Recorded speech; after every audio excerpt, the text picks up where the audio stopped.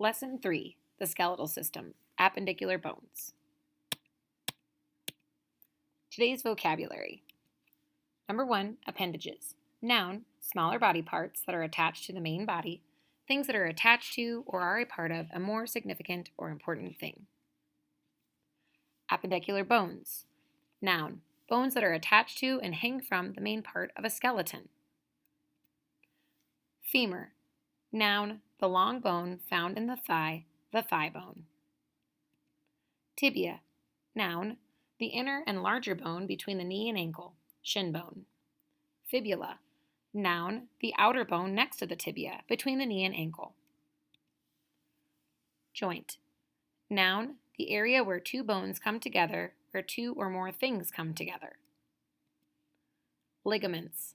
Noun, short and tough bands of flexible tissue that connect two bones or pieces of cartilage and hold together joints. The skeletal system, appendicular bones. Hello again. Before we begin, I want to know who is able to correctly spell the big V word that we talked about the last time we met. Who would like to try to spell vertebrae? Wow, I'm impressed. Today we're going to talk about another big word, appendages.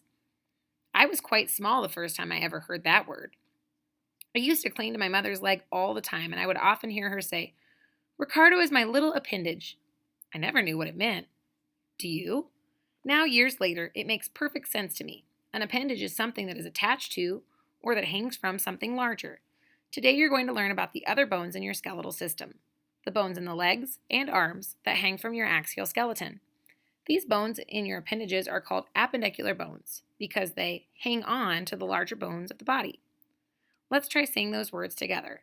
Appendicular bones. Let's begin near the top of your skeleton with your arm bones. What are your arms attached to? What do they hang down from? If you answered shoulders, you were right. Your shoulders are made up of several different bones. Look at this picture to see how arm bones are connected to the axial skeleton. The large flat triangular bones that you see in the picture are called scapula, or shoulder blades. They are sometimes referred to as wings because they stick out a little from your back.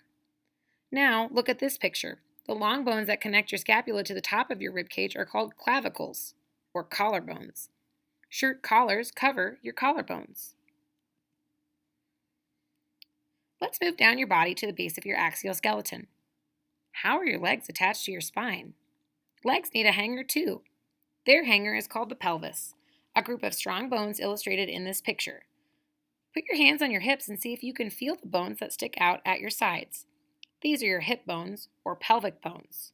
Your pelvic bones are large bowl-shaped bones that protect your bladder and intestines, very important organs to help your body function properly.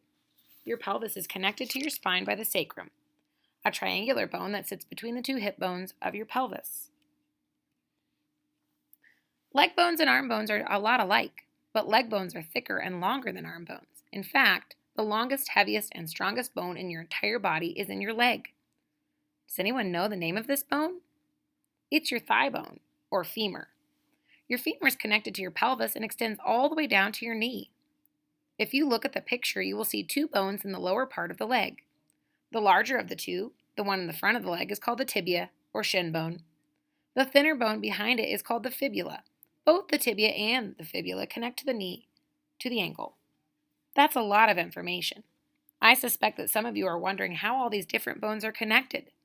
Sure, they're attached to hangers, the scapula, and the pelvis, but how? Are they glued in place? The point where two bones meet is called a joint. Without joints, your body would not be able to move. There are three main types of joints in your body: movable, immovable, and partially movable. In other words, some joints can move, some can't. And some move a little bit. Let's take a closer look at all three. The most movable joints in your body are ball and socket joints. Make a fist with one hand. Then wrap the fingers of your other hand around it. Your fist is like the ball in the socket of your other hand. You can move the fist around easily inside the other hand, can't you? This type of joint is found in both your hips and your shoulders. Ball and socket joints allow you to swing your arms and legs in a full circle. Other movable joints, called hinge joints, work like the hinges of a door.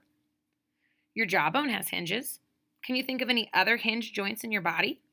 Joints that move only back and forth instead of turning in a full circle? Your knees, elbows, ankles, wrists, and knuckles all have hinge joints. In fact, your knee joint connecting your femur to your tibia and fibula is the biggest and strongest joint in your whole body. It lets your body bend at the knees. Stand up and bend at the knees. Imagine trying to walk without those hinge joints.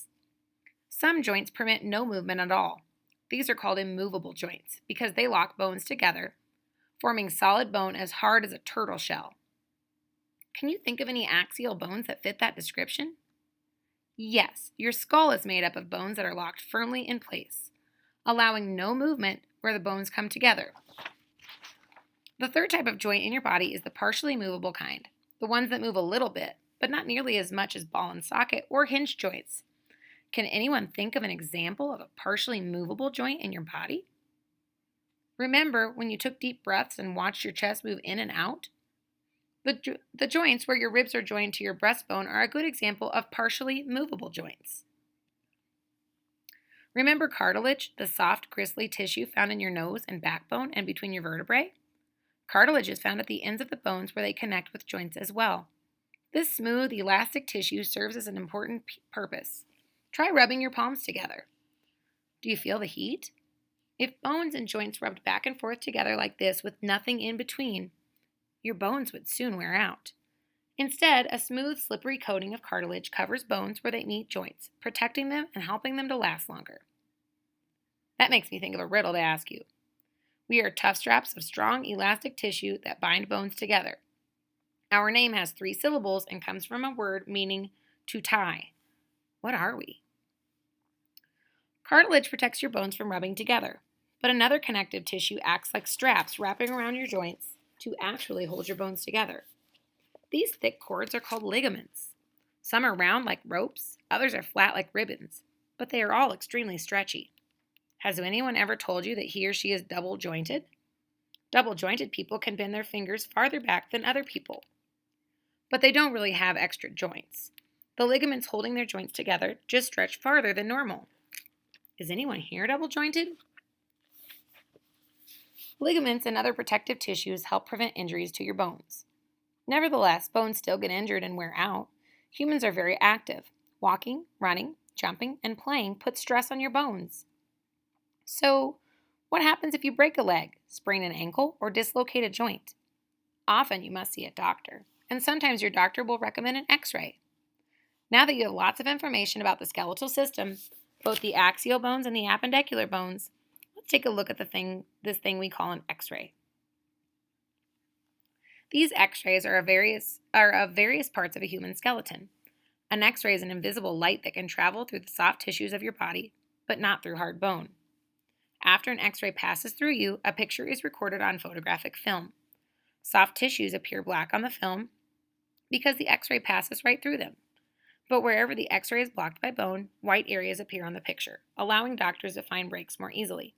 X-rays were invented as a medical tool just over 100 years ago.